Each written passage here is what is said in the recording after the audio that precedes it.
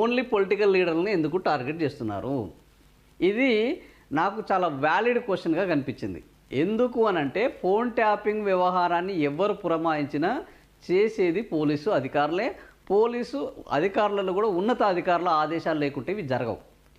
ఇది శాంతి భద్రతలకు సంబంధించింది, అంతర్గత భద్రతలకు సంబంధించింది, పోలీసు వ్యవస్థకు సంబంధించింది. సో ఇందులో ఈరోజు డీజీపీగా ఉన్న శివధర్ రెడ్డి ఆ రోజు ఇంటెలిజెన్స్ చీఫ్గా ఉన్నారు బీఆర్ఎస్లో కేసీఆర్ ముఖ్యమంత్రిగా ఉన్నప్పుడు. సో చీమ చిటుకు ఉన్న కేసీఆర్కు ఆ రోజు ఇన్ఫర్మేషన్ ఇచ్చే బాధ్యతను ఇంటెలిజెన్స్ చీఫ్గా ఎవరు చేపట్టారు? శివధర్ రెడ్డి చేపట్టారు. ఈరోజు ఎవరు డీజీపీగా ఉన్నారు? ఆయన ఉన్నారు. మరి యాక్చువల్గా ఇంటెలిజెన్స్ చీఫ్గా ఉన్న డీజీపీ వీళ్లకు ఫోన్ ట్యాపింగ్ జరిగితే ఫోన్ ట్యాపింగ్ జరిగింది, ఫోన్ ట్యాపింగ్కు నాకు ఆదేశాలు వచ్చాయి, ఆ ఫోన్ ట్యాపింగ్ నేనే చేయించాను అని ఆయన చెప్పొచ్చు.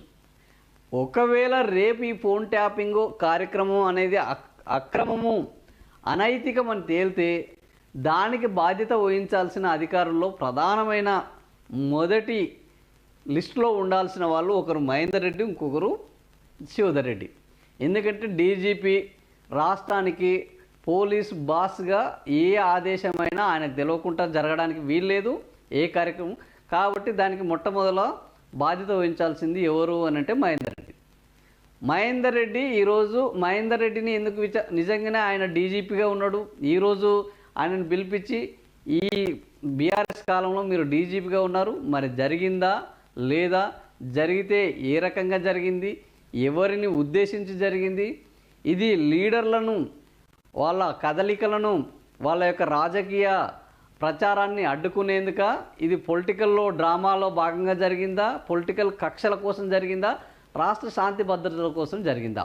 ఇందులో కేటీఆర్ యొక్క జోక్యం ఎంత, కేసీఆర్ యొక్క జోక్యం ఎంత, హరీష్ రావు ఏం చెప్పారు, సంతోష్ రావు ఏం చెప్పారు, ఇవన్నీ ఈయనను అడిగితే ఈయన కుల్లం చెప్తాడు. నిజంగా ఏం జరిగింది అనేది ఆయనకు తెలియకుండా జరగడానికి లేనే లేదు. కొన్నిసార్లు ఇంటెలిజెన్స్ చీఫే అత్యంత కీలకంగా వ్యవహరిస్తారు, కొన్ని చోట్ల ఇంటెలిజెన్స్ చీఫ్ వద్దకే వస్తాయి, ఇంటెలిజెన్స్ చీఫ్ వద్దనే మిగుస్తాయి. అలాంటి ఇంటెలిజెన్స్ చీఫ్గా పనిచేసిన ముఖ్యమైన అధికారి ఈరోజు రాష్ట్రానికి డీజీపీగా ఉన్నారు. శివధర్ రెడ్డిని పిలిచి అసలు ఏం జరిగింది ఆయన స్టేట్మెంట్ రికార్డ్ చేసి ఆయన చెప్పిన వాంగ్మూలం నుంచెల్లి వీళ్ళని విచారిస్తే ఇంకా బ్రహ్మాండంగా ఉండేది. దానికి ఒక చట్టబద్ధత, దానికి ఒక శాంక్టిటీ వచ్చేది. కానీ ఈరోజు అత్యంత కీలకమైన నేతలను, అత్యంత కీలకమైన ఇద్దరు అధికారులను విచారించకుండా, అసలు హరీష్ రావు హోమ్ మినిస్టర్గా పనిచేసింది లేదు, ఫోన్ ట్యాపింగ్కు జరిగితే ఒకవేళ హరీష్ రావే చెప్పిండని చేస్తే హరీష్ రావు చెప్తే మీరెందుకు చేశారని రేపు ప్రశ్నించాల్సింది, రేపు చర్యలు తీసుకోవాల్సింది ఆ ఫోన్ ట్యాపింగ్ చేసిన అధికారుల మీద. ఎందుకంటే ఆయన ఏం నోట్ ఫైల్ రాసి ఫోన్ ట్యాపింగ్ చేయమని చెప్పే అవకాశం లేదు, అలాని వాళ్ళు రిసీవ్ చేసుకునే అవకాశం లేదు. ఇదంతా ఓరల్గా జరిగేది. ఓరల్గా జరిగిన దానికి బాధ్యత వహించాల్సింది ఫోన్ ట్యాపింగ్ జరిగిందని నిరూపణ జరిగితే, ఫోన్ ట్యాపింగ్ జరిగిందన్న నిరూపణ జరిగితే అప్పుడు ఉన్న ఆ ఫోన్ ట్యాపింగ్ చేసిన పోలీస్ అధికారుల మీద చర్యలు చేపట్టాలి. అట్లా అప్పుడు చర్యలు చేపడితే శివధర్ రెడ్డి పోవాలి, డీజీపీగా ఉన్న శివధర్ రెడ్డి, అప్పుడు డీజీపీగా పనిచేసిన మహేందర్ రెడ్డి పోవాలి. హరీష్ రావుకి ఏ సంబంధం లేదు. కేటీఆర్ ఏమన్నా హోమ్ మినిస్టర్గా పనిచేసినంటే కేటీఆర్ హోమ్ మినిస్టర్గా పనిచేయలేదు. సేమ్ హరీష్ రావుకి ఏదైతే వర్తించిందో అదే కేటీఆర్ కూడా వర్తిస్తుంది.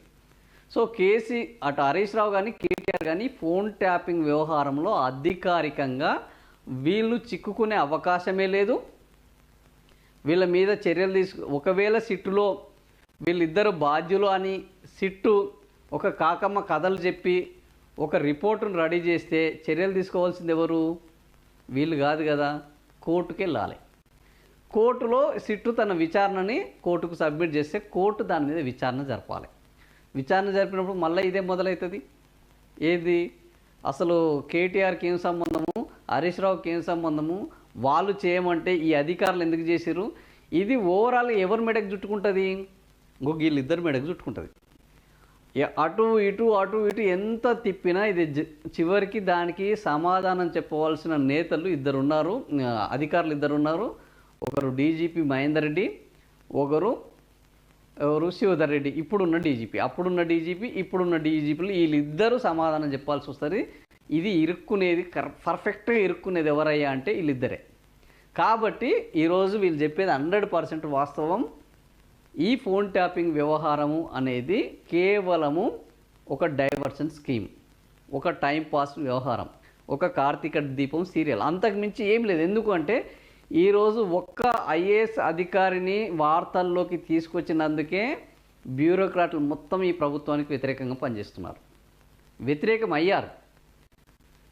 రేపు ఐపీఎస్ అధికారులను ఇరికించే ప్రయత్నమే కనుక రేవంత్ రెడ్డి చేస్తే, రేవంత్ రెడ్డి ఇంకా ఆయన మూలాలు లేకుండా చేసే కార్యక్రమాలు ఐపీఎస్ అధికారుల దగ్గర, ఐఏఎస్ అధికారుల దగ్గర కోకొల్లలు ఉన్నాయి, ఒకటి కాదు.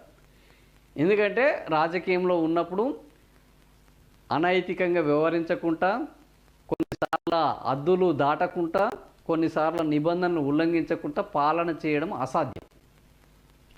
ఇప్పుడు రేవంత్ రెడ్డి అట్లాంటివి కోకొల్లలు చేస్తున్నారు. వాళ్ళ బ్రదర్స్ విషయంలో కానీ, హైడ్రా విషయంలో కానీ, హిల్టు ట్రాన్సాక్షన్స్ల విషయంలో కానీ, సో అనేక విషయాలు ఈ అధికారులకు 100% వాళ్ళ దగ్గర రికార్డ్ అయితే. ఎందుకంటే ఆల్రెడీ వాళ్ళకి అనుభవాలు ఉన్నాయి. ఈ నాయకులు కొట్లాడుకుని అధికారులను ఇరికిస్తారు కాబట్టి అధికారులు కూడా వాళ్ళకు సంబంధించిన రక్షణ చర్యలు, వాళ్ళకి ఏవైతే ఇబ్బంది ముప్పు వస్తాయో వాటికి సంబంధించిన రికార్డులన్నీ వాళ్ళ దగ్గర పెట్టుకుంటున్నారు. ఆ దగ్గర పెట్టుకోవడంలో భాగంగా రేవంత్ రెడ్డి రేపు ఈ శివధర్ రెడ్డి, రేపు మహేందర్ రెడ్డి విచారణకు పోవాల్సి వస్తే ఎవరిని ఖచ్చితంగా రేవంత్ రెడ్డి ఏం ఆదేశాలు ఇచ్చాడు, రేవంత్ రెడ్డి ఏం చెప్పాడు, మొత్తం రేవంత్ రెడ్డిని ఇరికించే పరిస్థితి ఉంటుంది. వాళ్ళైతే ఇరకరు కదా. ఇంకా ఇంట్లో మూడో ఒక ముఖ్య అధికారి ఉన్నాడు. ఎవరు? ఆ రోజు సీఎస్గా ఉన్న సోమేష్ కుమార్. సోమేష్ కుమార్ని ఎందుకు పిలవట్లేదు? సిఎస్ ఆదేశాలతోటే కదా రేపు డీజీపీ కూడా పనిచేసేది. మరి ఇంతటి ముఖ్యమైన సోమేష్ కుమారు ఈరోజు గవర్నమెంట్ బయట ఉంటే సోమేష్ కుమార్ని ఎందుకు పిలవట్లేదు? సోమేష్ కుమార్ని పిలిస్తే మరి ఆ రోజు జరిగిన కార్ రేసుకు సంబంధించి తెలుస్తుంది, కాళేశ్వరంకి సంబంధించి తెలుస్తుంది, ఫోన్ ట్యాపింగ్ గురించి తెలుస్తుంది, గొర్రెల స్కామ్ గురించి, ఇన్నిటికీ లింక్ అయి ఉన్న సోమేష్ కుమార్ని ఎందుకు పిలవట్లేదు ఈ ప్రభుత్వము, రేవంత్ రెడ్డి ప్రభుత్వము అని అంటే సోమేష్ కుమార్ని పిలిచినా కూడా మళ్ళీ ఇదే బీహార్కు సంబంధించిన ఐఏఎస్ ఆఫీసర్లందరూ ఏకమై మళ్ళా రేవంత్ రెడ్డి తోలుదీస్తారు. సో ఇందులో అసలు దోషులను విచారించి ఆ తప్పును వెతికి ఆ దోషులకు శిక్ష పడే చర్యలు ఏమీ లేవు.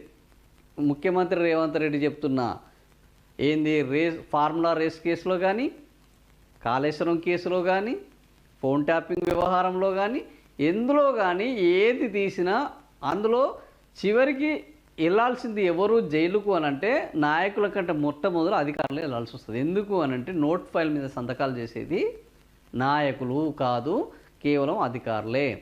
క్యాబినెట్ సమావేశంలో ఒకవేళ నిర్ణయం తీసుకుంటే దానికి అసలు కోర్టులో శిక్షలు లేవు.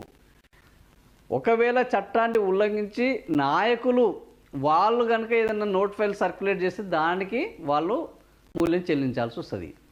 సో మొన్న మైనింగ్ కేసులో మనం చూసాము, ఆంధ్రప్రదేశ్లో రాజశేఖర్ రెడ్డి పోలేదు, కాంగ్రెస్ పార్టీ నాయకులు పోలేదు, ఆ శాఖ మంత్రిగా పనిచేసిన వాళ్ళు పోలేదు, కేవలం శ్రీలక్ష్మి జైల్లో కూర్చోవలసి వచ్చింది.